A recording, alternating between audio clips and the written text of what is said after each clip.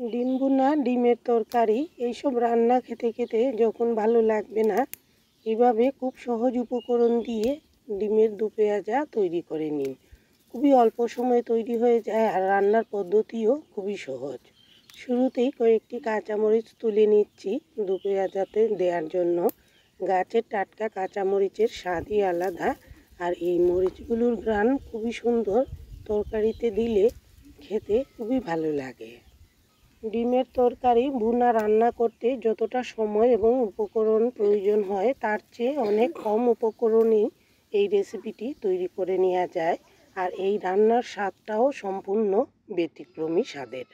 রান্নার জন্য এখানে আস্ত কাঁচামরিচ নিয়েছি, সেই সাথে পেঁয়াজ কুচি নিলাম। পেঁয়াজ কুচির পরিমাণ একটু বাড়িয়ে নিয়েছি। একটি কাঁচা পাকা টমেটো, সেদ্ধ করা ডিম আর কিছু পেঁয়াজ আমি 4 টুকরা করে নিয়েছি। আর সেই সাথে রয়েছে জিরা, শুকনো মরিচ এবং গরম মশলা বাটা। রান্নার শুরুতেই পরিমাণ মতো তেল দিয়ে দিয়েছি। এই রান্নায় তেল একটু বাড়িয়ে দিলে খেতে খুবই ভালো লাগে। লবণ আগেই আন্দাজ করে দিয়ে দিলাম, তাহলে মশলা কষাতে সুবিধা হয়। এবার তেল গরম হয়ে আসলে ডিম ছাড়া সমস্ত উপকরণগুলো একসাথে দিয়ে দিচ্ছি। এই রান্নাটা খুব সহজ পদ্ধতিতে তৈরি করছি। ডিম আলাদা করে ভেজে নেওয়ারও প্রয়োজন নেই। সমস্ত উপকরণগুলো একই সাথে দিয়ে দেবো, শুধু ডিম এবং গরম মশলা বাটা ছাড়া। এই দুইটা ছাড়াই সবগুলো উপকরণ দিয়ে পরিমাণ মতো হলুদ দিয়ে দিচ্ছি, আর খুবই সামান্য পরিমাণে চিনি দিলাম। এতে রান্নার স্বাদটা খুবই ভালো হবে। এবার হালকা আঁচে মাত্র 2 মিনিটের মতো মশলাগুলো কষিয়ে নেব। দু পেঁয়াজা তৈরির মশলাগুলো যত কম আছে এরকম হালকা কষিয়ে রান্না হয় ততই ভালো লাগে। পেঁয়াজগুলো যাতে বেশি না ভাজা হয় সেদিকেই খেয়াল রাখতে হবে।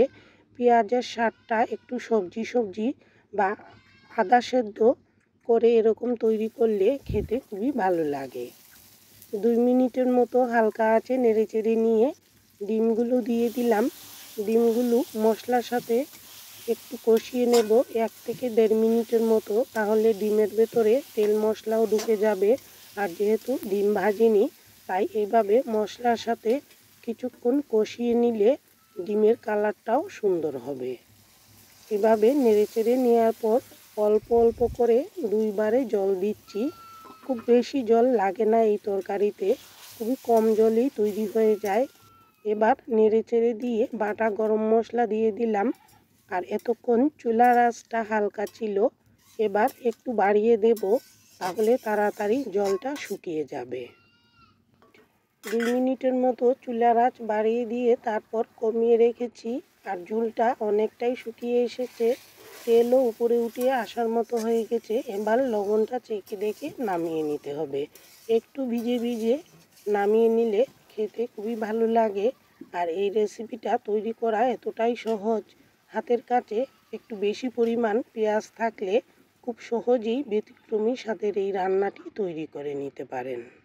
ডিমের দু পেঁয়াজা কেমন লাগলো জানাতে ভুলবেন না। আর এতক্ষণ পাশে থাকার জন্য সবাইকে অসংখ্য ধন্যবাদ।